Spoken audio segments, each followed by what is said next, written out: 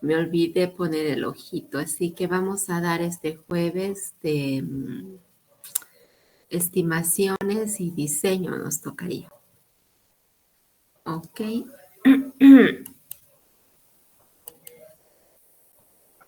Y ahora lo que vamos a hacer es terminar diseño.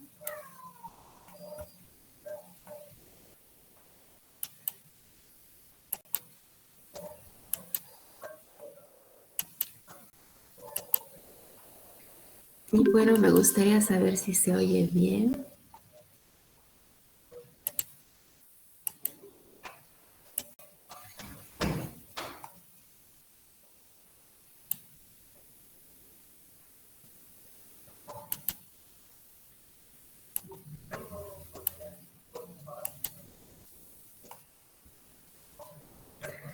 Hola, quisiera saber si se oye bien, por favor, antes de empezar. Buenos días.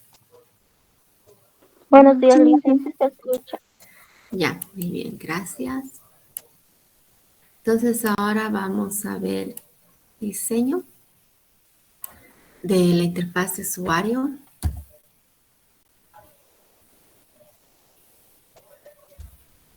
Y fíjense que le he puesto una categoría aparte a este diseño porque es súper importante y como que se han dado cuenta también dentro de lo que es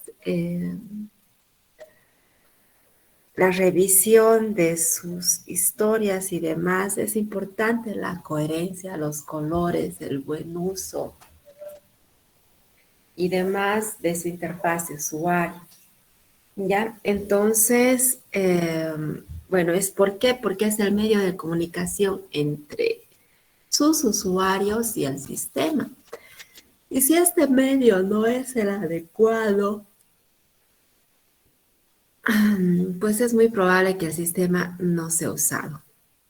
Ya, algunas consideraciones que tenemos que tener para hacer la interfaz de usuario son que las personas tenemos una memoria limitada, lo que quiere decir que muchos pasos para hacer algo probablemente no nos acordemos y todos cometemos errores, o sea, de antemano tenemos que presuponer que se va a cometer errores y que todas las personas tenemos diferentes capacidades físicas y también diferentes preferencias de iteración, es decir, diferentes formas de hacer las cosas.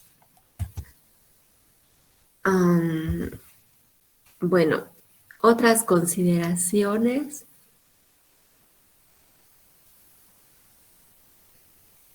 son que la interfaz de usuario debe contener términos y conceptos que son familiares para el usuario. Es decir, por ejemplo, si hacemos un sistema para una enfermera, pues tiene que hablar en términos del área de enfermería. Si hacemos un sistema para un físico nuclear, pues tiene que hablar en los términos del área del físico nuclear.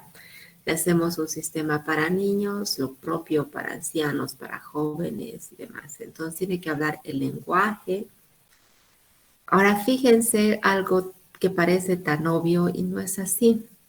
Cuando nosotros, si yo les digo a ustedes, chicos, que el sistema tiene que estar bien, digamos, ¿no? O el sistema esto o el otro, ¿qué entienden ustedes por sistema?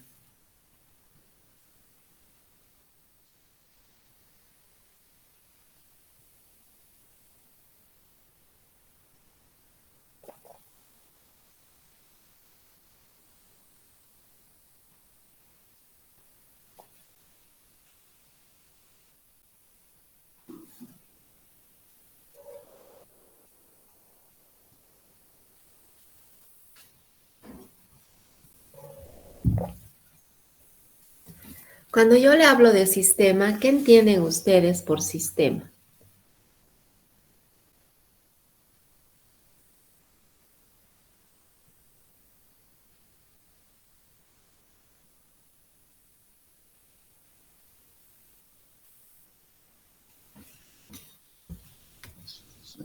¿Sería el programa que estamos desarrollando, dicen? El programa que están desarrollando. Ah, ya. Muy bien, Alfredo.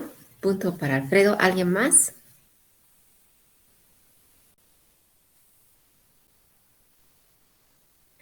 Fíjense que cuando nosotros hacemos sistemas pensamos en un software. ¿O me equivoco, Alfredo? Sí, Ya es automático. Sin embargo, por ejemplo, un biólogo, si le decimos sistemas, va a pensar el sistema del terrestre, el sistema del cuerpo humano, el sistema de los seres vivos, el sistema no sé qué. Entonces, o si hablamos con un contador, va a pensar el sistema de contabilidad, el sistema económico y demás. Entonces, fíjense que el mismo término, dependiendo para quién hacemos el sistema, el software, ya a quién está dirigido, va a significar, va a tener una connotación diferente. Ya, entonces, eso por favor tienen que tomar en cuenta y eso se refiere la familiaridad del usuario. Entonces, tiene que hablar en los términos del usuario que probablemente sean diferentes a los nuestros. Después, sobre la uniformidad, lo que quiere decir que operaciones comparables se activen de la misma forma. O lo que también observaban en la presentación que han hecho, digamos, había botones que eran botones y había mensajes, creo, que no eran botones, que tenían la misma forma de los botones. Entonces, eso obviamente hace pensar al usuario que estos son botones, pero estos botones no funcionan, digamos. Entonces, eso es súper importante. Y también cuando hacemos, por ejemplo, control C, ¿qué esperamos cuando alguien hace control C?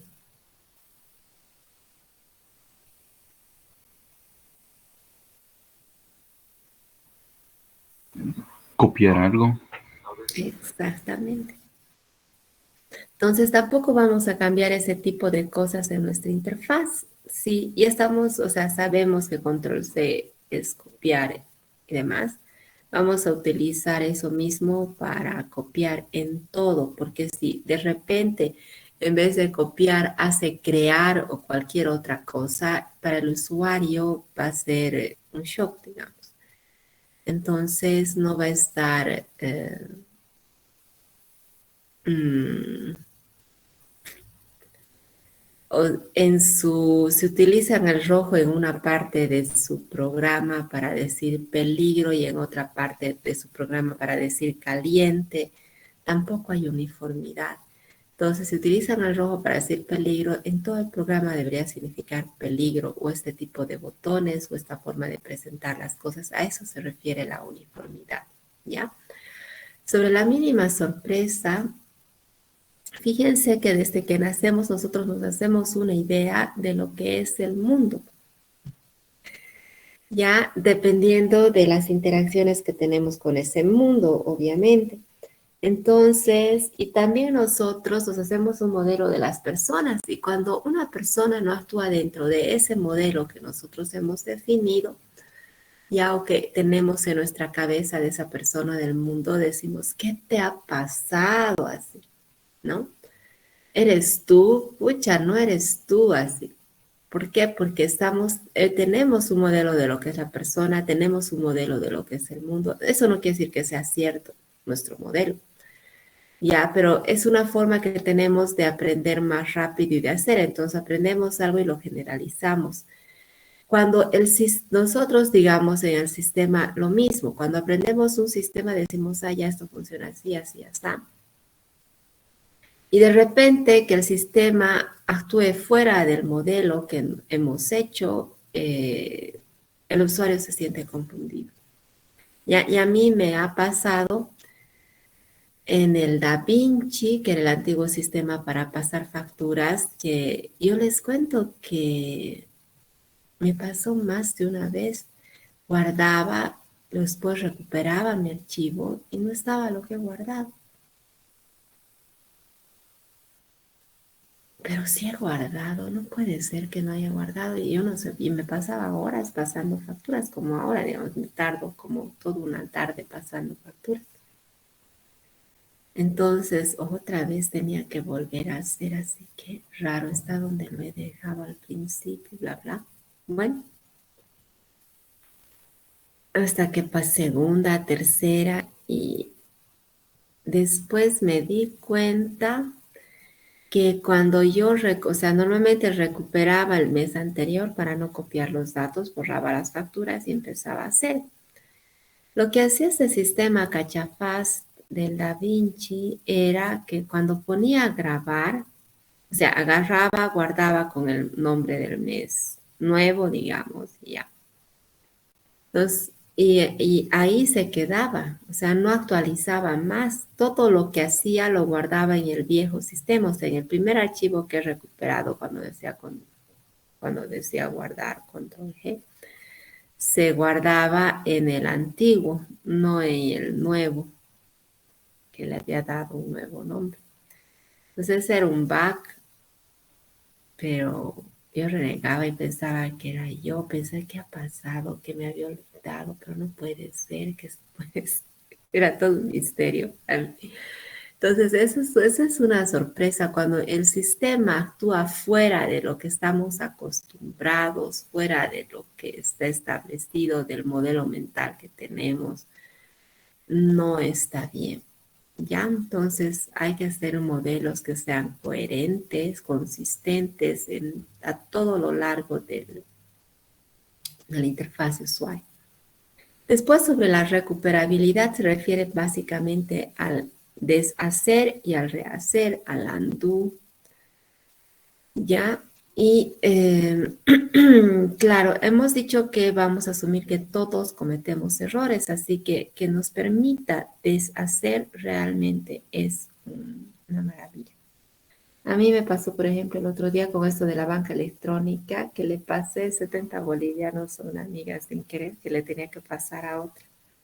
Ya que estaba en el mismo banco, tenía el primer nombre que era igual, y el segundo ya era diferente. Entonces, pero me he equivocado y más bien solo eran 70 bolivianos, ¿no? Y bueno, entonces todos cometemos errores y tendría que permitir el sistema deshacer, ¿ok? Entonces a eso se refiere la recuperabilidad. El Word, por ejemplo, permite deshacer hasta el infinito. El Excel antes no permitía, ahora creo que ya es más flexible. Antes solamente permitía deshacer una vez. Y era incómodo, ¿no? Porque muchas veces necesitaba deshacer más de una vez y ay, bueno, tenía que estar con más cuidados con el Excel. Y después el rehacer también es bastante útil. Sobre guía al usuario, fíjense que se refiere a este tipo de cosas, ¿no? He apuntado y me aparece diseño de la diapositiva, permite cambiar el diseño de su diapositiva, restablecer, restablece. Estos cuadritos que me van apareciendo no necesariamente necesitan ser cuadritos. Si yo hago clic, digamos, aquí podría aparecer también en la barra de estado, ¿no? ¿A qué se refiere? ¿O qué es el menú? ¿O dónde estoy? ¿Qué estoy haciendo? O sea, el usuario siempre debería saber qué está haciendo y qué está pasando.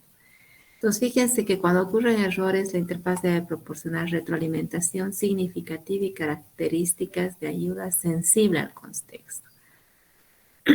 Ya, entonces, bueno, en parte es estos mensajitos que pueden aparecer en las operaciones o en los menús, digamos, si es un menú lo que tenemos. Y también que cuando nosotros mandemos mensajes de error sean sensibles al contexto. ¿Eso qué significa? Significa que cuando lancemos un error debemos saber dónde está y qué está haciendo el usuario para poderle guiar mejor. Eso también. ¿Ok? Y por último, diversidad de usuarios. Hay que considerar que diferentes usuarios necesitan diferentes características de interacción. Un usuario nuevo, un menú le va a venir de película, digamos, ¿no? ¿Por qué? Porque es nuevo usuario, entonces es como que me ayuda por aquí debe ser o aquí estará o no sé qué. Ya, y también utilización del mouse y demás. Un usuario experto, chicos, ustedes en programas que manejamos y codificamos y demás, es mejor hacerlo todo con el teclado.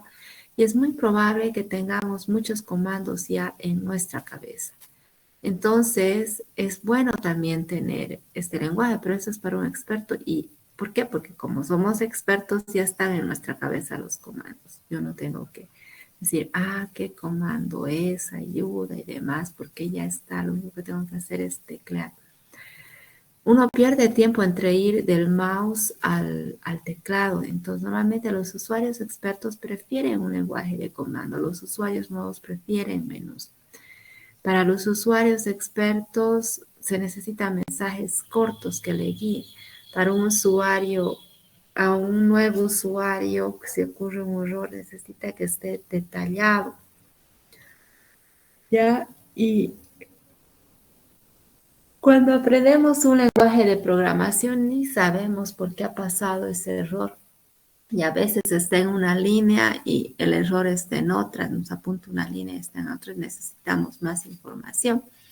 Pero cuando ya hemos sufrido el error una o dos veces, la tercera ya no necesitamos ni leer nada. Ya, tiki, tiki, tiki, arreglamos. Entonces, fíjense que todas esas cuestiones hay que considerar en la interfaz de usuario, hay que darle las opciones a los diferentes tipos de usuarios que vayamos a tener. Preguntas.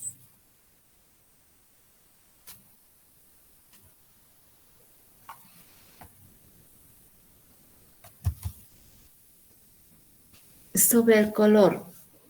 Otro aspecto importante del color, del diseño de interfaces de usuario es el manejo de color, que no debería haber muchos colores porque si no se hace más complejo. Sin embargo, cuando hacemos un buen uso de color, ayuda a manejar esta complejidad y a mejorar también las interfaces.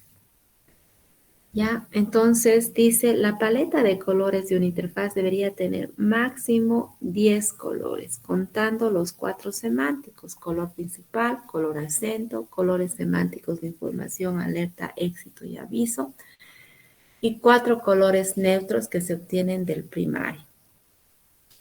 Entonces ahí, no sé si les he pasado esto para que empiecen a hacer, pero creo que les pasé algo, una guía para que hagan su interfaz de usuario.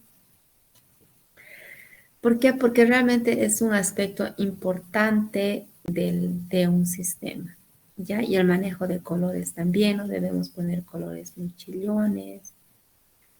Tiene que haber coherencia en la paleta de colores y ya hay paletas de colores, ¿no? Ya hay color principal, color acento, ya vienen así, nos muestran, o sea, no tenemos que inventar la rueda.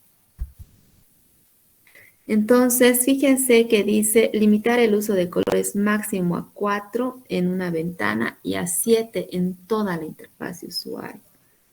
Ya más colores pueden causar molestias y confusión. Luego es conveniente también utilizar color para mostrar el estado del sistema. Por ejemplo, cuando nosotros estamos en una ventana de archivos, que seguro todos hemos estado, la carpeta que está activa o que estamos marcando se ve en azulito, digamos. Entonces, ese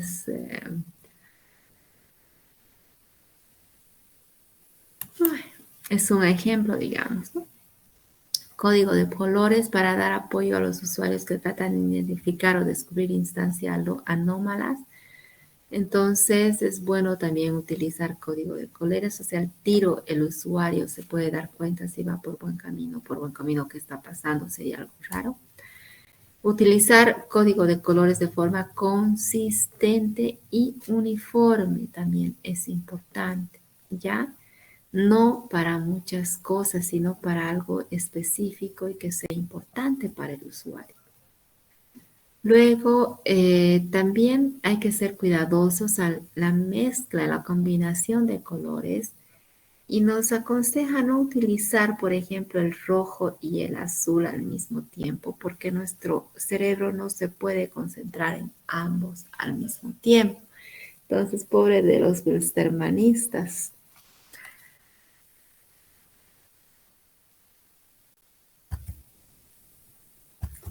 Ah.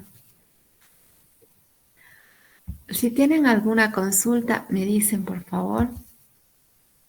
Luego, algunas características que nos aconseja Schneiderman de la interfaz de usuario son de no más 4 o 5 colores, no más de 7 en todo el sistema. Usar codificación de color para similitudes con el mismo color.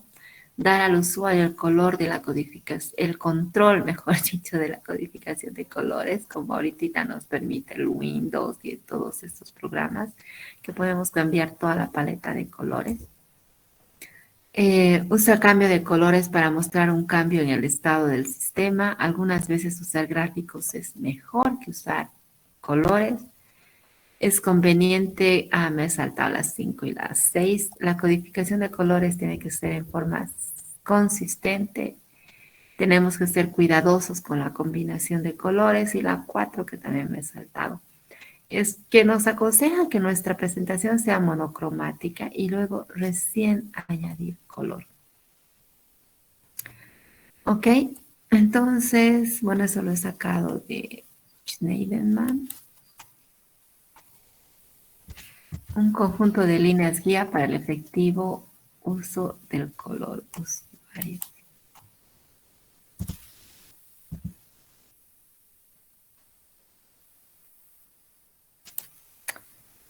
Ok.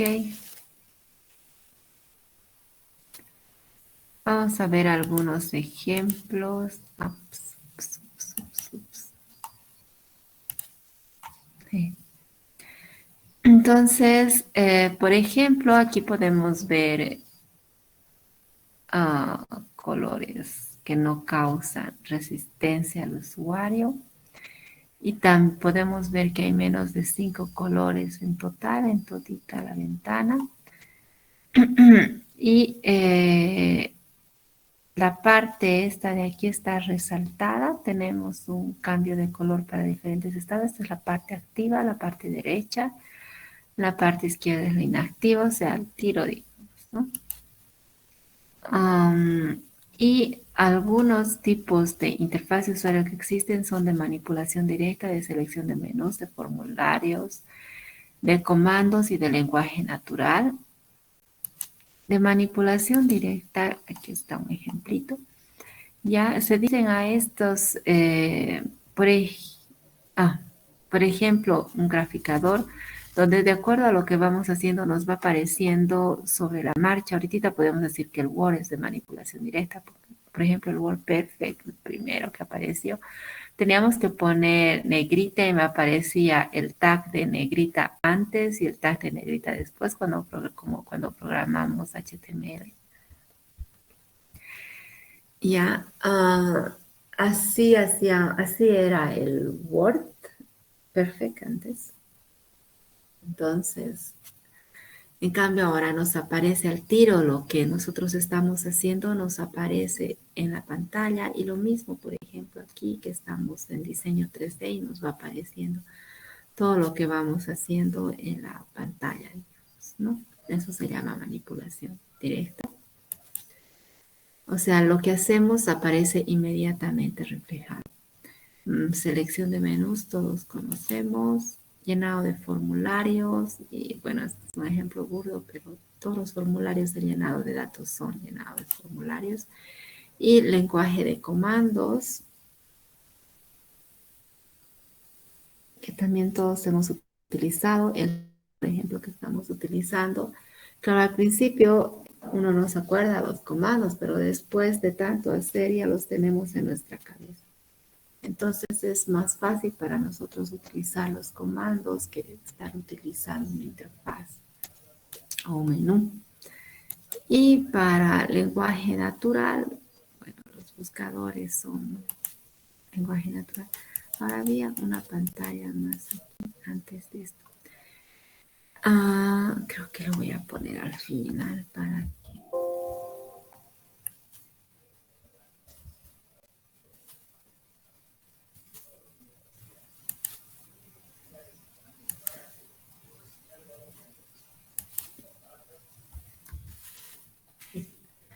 Entonces, sobre mostrar la información, fíjense que cuando utilizamos información de texto y cuando utilizamos información gráfica.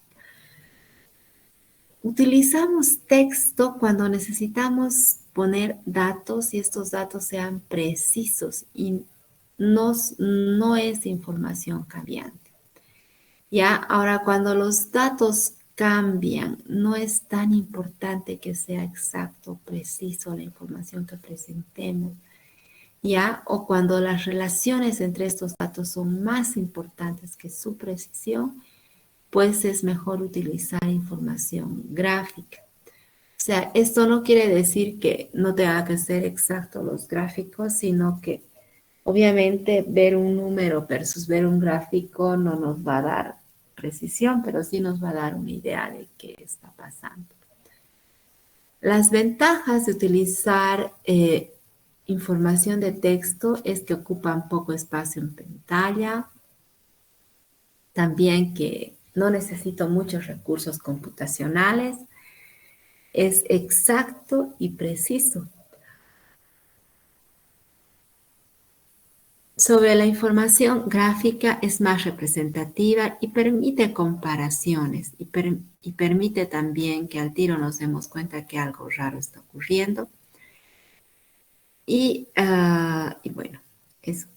Las desventajas no se puede leer de un vistazo en la información textual. Necesitamos identificadores para información estática o dinámica y para distinguir también diferentes aspectos. Y esto es porque, obviamente, distinguir entre 9,81 y 9,82 9,82 es más difícil que distinguir entre rojo y azul, eso hay que tomar en cuenta. Ya, sin embargo, si lo que queremos, y tampoco se va a notar mucho la diferencia entre si graficamos 9,81 o 9,82, por si acaso. Ya, entonces no se puede leer de un vistazo, necesita identificadores para información estática y dinámica. Gráfica, una desventaja es ocupa gran campo en la pantalla, no es tan exacta y también ocupa más recursos computacionales. ¿Ok? A preguntas, dudas, comentarios. Y a veces es mejor utilizar una combinación de ambas, ¿no? Entonces están ahí los gráficos más los datos en texto. Entonces esta también puede ser una solución si necesitamos precisión y comparar, por ejemplo. Se pueden utilizar las dos cosas. Ahora, ¿cómo evaluamos la interfaz de usuario? Para evaluar la interfaz de usuario se puede, uno, utilizar cuestionarios que me den retroalimentación sobre la interfaz de usuario, sobre cómo percibe la interfaz del usuario. Se puede grabar un video y ¿para qué? En realidad en el video se ve el aspecto de la cara de nuestro usuario ya y las manos. O sea, si el usuario tiene que intercambiar mucho entre el usuario, entre el teclado, el mouse, sus ojos se mueven de aquí para allá y todo eso quiere decir que nuestra interfaz probablemente no esté bien diseñada porque tendría que pasar, digamos, armoniosamente o suavemente de un estado a otro, no tendría que sorprender al usuario. Y debería, digamos, estar trabajando en el teclado si desea o en el mouse sin tener que intercambiar de uno al otro constantemente, por ejemplo. Eso tiene que ver con aspectos de usabilidad, ¿ya?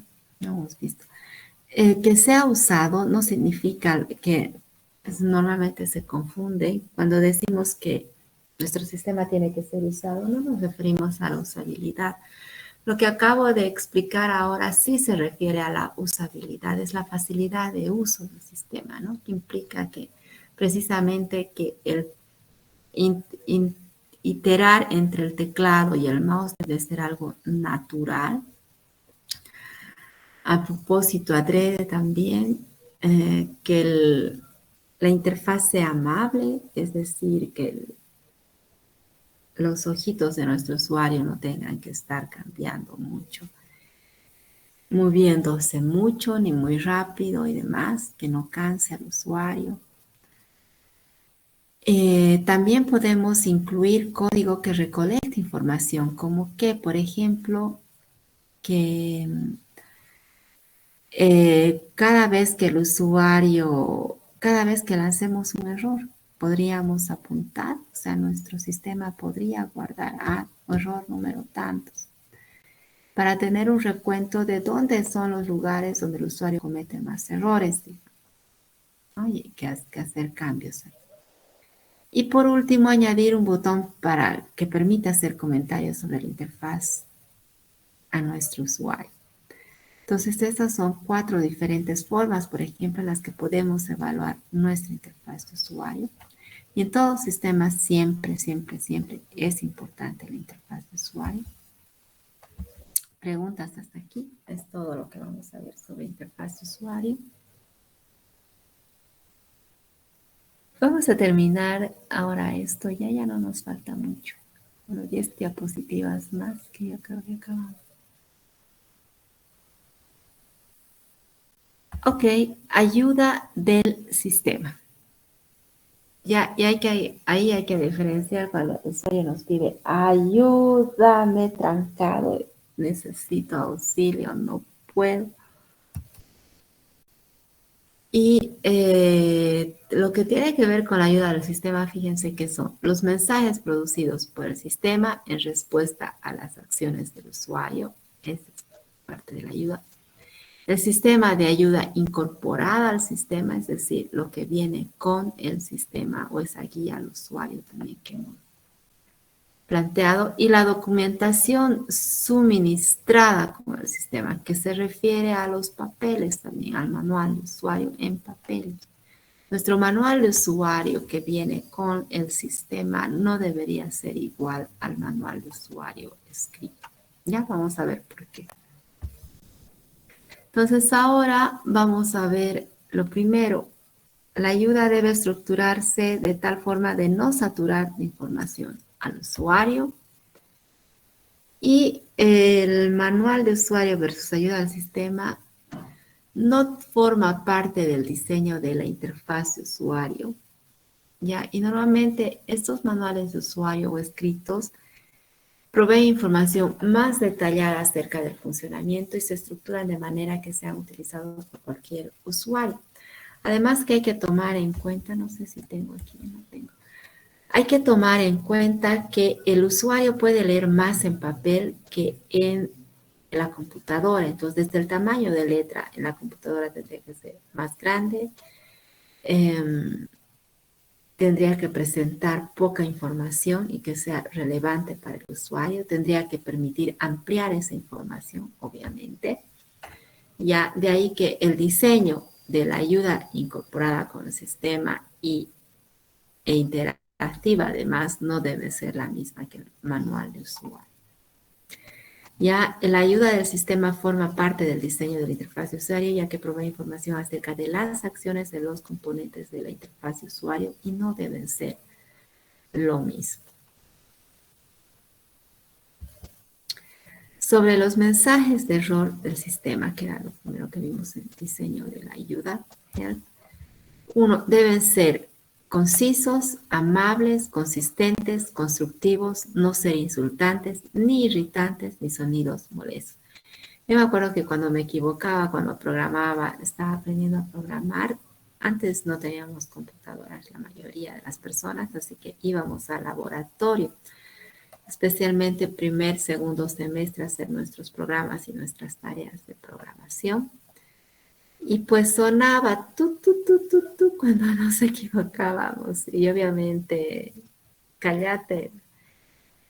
Entonces, eso es importante. Nosotros a veces ponemos ruidos y demás, alertas, que tratar con ruidos. Y deberíamos dar la opción al usuario de quitar esos ruidos. Tal vez es importante hacer notar, digamos. Pero tal vez no necesite tener un ruido asociado, ¿no? O un sonido asociado. Entonces, debe ser amable, consistente, constructivo. Constructivo significa que siempre debe decir al usuario cómo arreglar el problema. O sea, no, usted se ha equivocado. ¿No? Entonces, conciso que debe ser corto, pienso que amable no hay que explicar, consistente que debe indicarnos claramente la solución. ¿Ok? No deben dar la impresión de acusación o de negatividad al nivel de experiencia del usuario y debe dar a entender que el problema es del sistema, no del usuario. Por ejemplo, cuando estamos buscando algo y no encontramos, debemos decir, el sistema no encuentra tal cosa y no tu usuario. Ya, has fallado otra vez. Entonces, algunos factores en la redacción de estos mensajes. El contexto.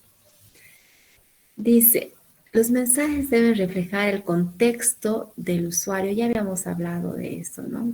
Que el mensaje debe estar relacionado con lo que el usuario está haciendo en ese momento. De manera que la ayuda... Ay, esto está mal escrito.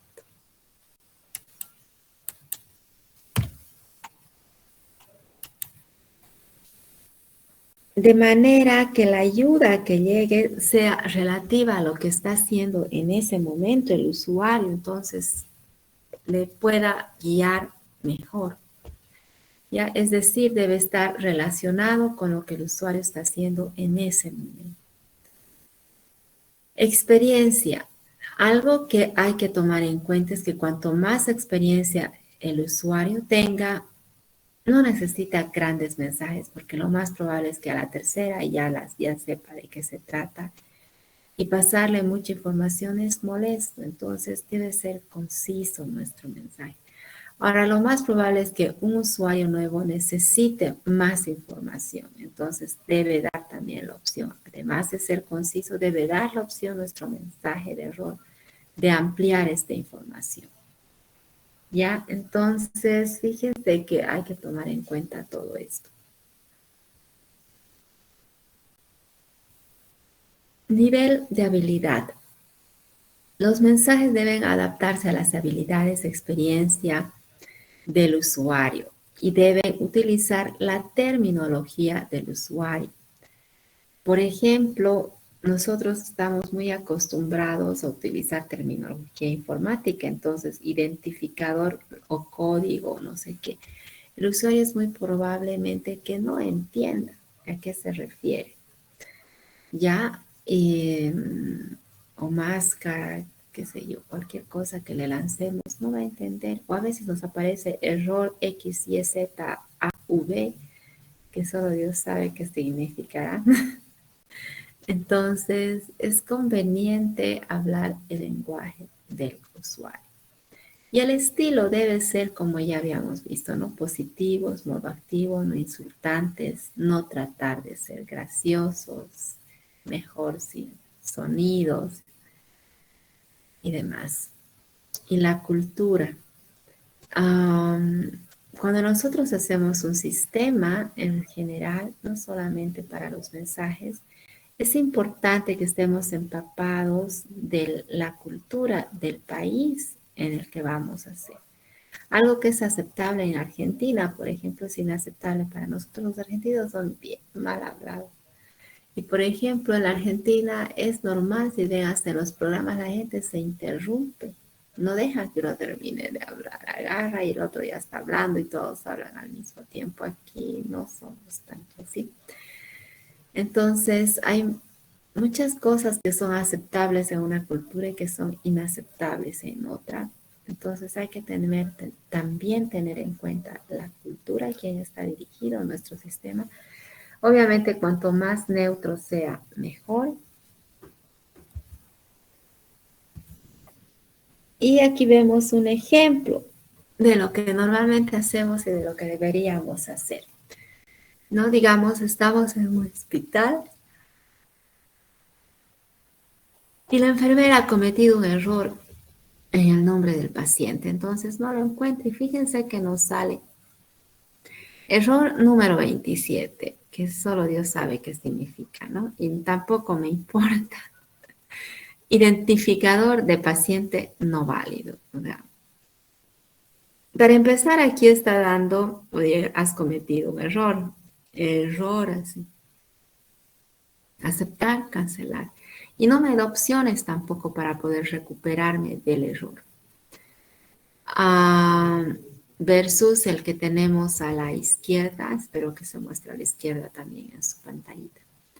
Ya el que tiene un bien, dice, R. McDonald no es un paciente registrado. Para empezar, no le está diciendo, oye, error, tú, usuario. Ya está diciendo, el sistema está diciendo, no es un paciente registrado. Haga clic en pacientes para que le muestre la lista de pacientes y le está dando varias formas de recuperarse del error. Haga clic en reintentar para introducir nuevamente el nombre del paciente. O sea, puede que la enfermera R. McDonald no era McDonald, era M. McDonald, digamos. Ya se haya dado cuenta, no necesita ver lista de pacientes, no necesita hacer clic en ayuda. Ya, sin embargo, fíjense, haga clic en ayuda para más información. O sea, si no ha entendido, si necesita más ayuda, le da la opción de ir a ayuda. Y obviamente no va a ir al inicio de la ayuda, tendría que ir a ayuda de más información sobre este mensaje, ¿no? Sobre este error, o sea, orientada al contexto. Entonces, fíjense que abajo ya tenemos 4 botones que dicen pacientes, ayuda, reintentar y cancelar. Entonces, entre uno u otro. Ahora, algo que me gustaría que veamos y preguntar, ¿qué es lo primero que ve un usuario de un sistema? O la primera impresión que se da.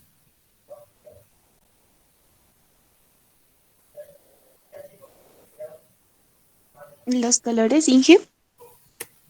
Y muy bien, muchas gracias, Daniela. ¿Algo más? Punto para Daniela. ¿Alguien más? ¿Qué es lo primero que ve? O la primera impresión que tiene cuando empieza a interactuar con un sistema.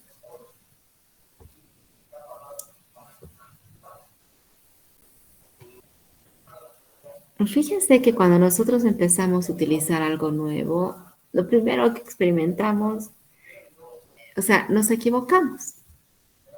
Entonces, la primera impresión de aquello que estamos utilizando está relacionado precisamente con los mensajes de error del sistema. De ahí que es importante que realmente guiemos al usuario a lo largo de la experiencia del sistema.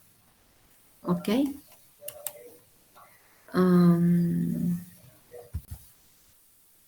Bueno, en resumen, esto no sé si se ve.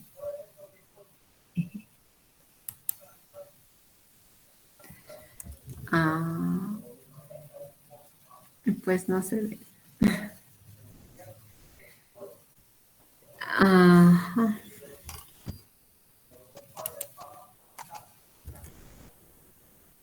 Ya bueno, tenía una síntesis que son figuras que se ven donde me muestran todo lo que es diseño desde el gráfico que tenemos. Diseño arquitectónico específico, a lo mejor se los muestro.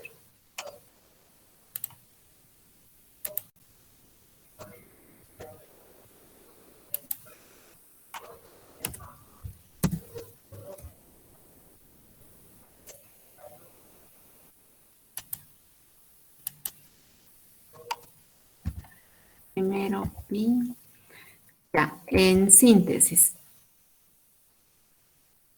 Ya, estas serían las actividades de lo que es diseño, empezando por diseño arquitectónico, abstracta, interfaz. Esta no es la interfaz de usuario, por si acaso, de componentes, estructura de datos, diseño de algoritmos. El resultado de hacer el diseño es el documento de diseño del proyecto. Y en este documento de diseño lo que tiene que estar es la estructura de los datos, la arquitectura de software, el detalle procedimental y la caracterización de la interfaz de usuario. Esta sí es la interfaz de usuario. Ya es lo mínimo que tiene que haber en el documento de diseño. Hemos visto también lo que es diseño arquitectónico y hay diferentes formas en las que podemos estructurar nuestro sistema. Que el color es importante, no hay que utilizar muchos colores y mejor si tenemos una paleta de colores y hay paletas de colores que ya podemos utilizar. Los mensajes de error y de ayuda del sistema son súper importantes que permitan recuperarse de sus errores al usuario. No tienen que ser avergonzantes, no tienen que avergonzar al usuario. No sé si existe avergonzante. Ya, no tiene que avergonzar al usuario, tienen que ser concisos y dar la opción de recuperarse a los usuarios sensibles al contexto y permitir al usuario recuperarse de sus errores. ¿Ok? Fin de diseño. Y mañana empezamos con con codificación. Ya, entonces lo más probable es que hasta el miércoles de la siguiente semana acabemos, chiquillos. Lo que vamos a hacer es el día jueves, vamos a dar examen de la parte de diseño, entonces, más estimaciones de las dos cosas para no retrasarnos. Y el próximo jueves estaríamos dando, a ver, el próximo jueves podríamos dar de codificación. O si quieren, podemos dar codificación y mantenimiento, porque me imagino que entre este miércoles y este martes termino lo que es codificación y voy a necesitar una clase más para mantenimiento. Entonces, el jueves 16 podríamos dar mantenimiento, codificación y mantenimiento. Y con eso, fin de la materia, porque también ya tendríamos nuestras presentaciones.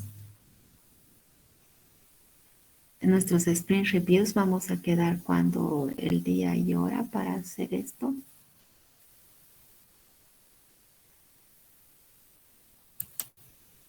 Entonces mañana hablaremos sobre eso, ¿ok?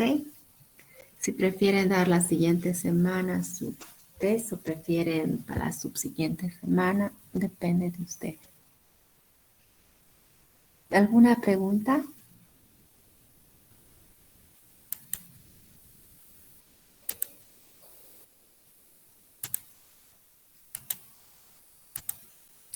Bueno, nos vemos chiquillos entonces hasta mañana.